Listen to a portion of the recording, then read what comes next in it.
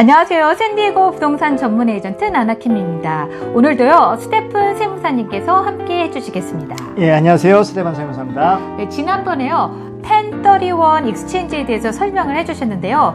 이와 관련해서 opportunity zone이라고 있다고 들었는데요. 이 말이 좀 생소한데 opportunity zone이 어떤 건지 좀 설명 좀 해주실 수 있나요? 예, opportunity zone은 지난 트럼프 행정부 때 생긴 것인데요. 네. 그러니까 낙후된 어떤 그 지역이 덜 된 그런 지역에다가 개발과 고용 창출을 통해서 투자자들이 그 투자금을 연기하거나 아니면 거기에 대한 세금을 연기하거나 아니면 감면을 받을 수 있는 제도예요. 그래서 지난 2017년 Tax Cut and Job Act에서 Opportunity Zone이라는 항목이 생겨서 뭐 일종의 새로운 뭐 형식의 투자 방식이라고 보면 될 수 있죠.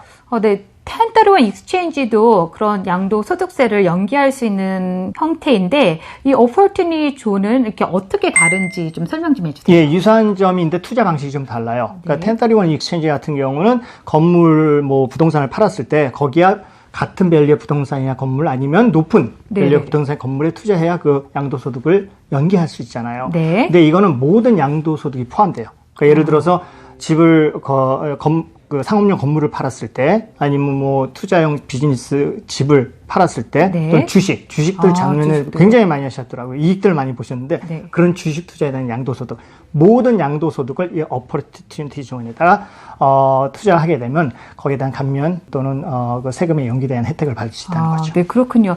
그럼 더 이렇게 opportunity zone이 이렇게 1031 익스체인지에 대해서 더 다른 혜택이 있나요? 그렇죠. 크게 두 가지 혜택을 보시면 있습니다.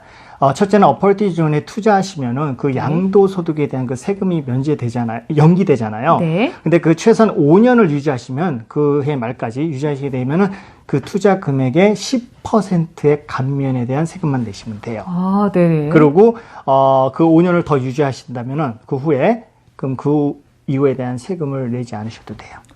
조금 이렇게 구체적인 예를 들어주시면 좀 쉬울 것 같아요. 예, 그래서 제가 차트를 준비를 했는데 여기 보시면은 그 캐피털 게인이라고 나와 있어요. 아까 말한 것처럼 모든 캐피털 게인에 속해요. 그게 주식이든 건물이든 간에. 예를 들어 내가 주식에 아니면 건물에 뭐 팔거나 거래했을 때 10만 불에 대한 캐피털 게인이 생겼다. 그럼 이거를 1031 익스체인지 대신에 opportunity zone에다 금년에 투자를 하셨다면 물론 1031 익스체인지와 같이 180일 안에 이루어져야 돼요. 네. 그렇게 되면 5년을 보유한 2026년 10%의 감면을 받습니다. 즉 2026년 12월 31일까지 내셔야 될 세금이 10만 불이 아닌 10% 감면받은 9만 불에 대한 캐피털 게인을 내셔야 돼요.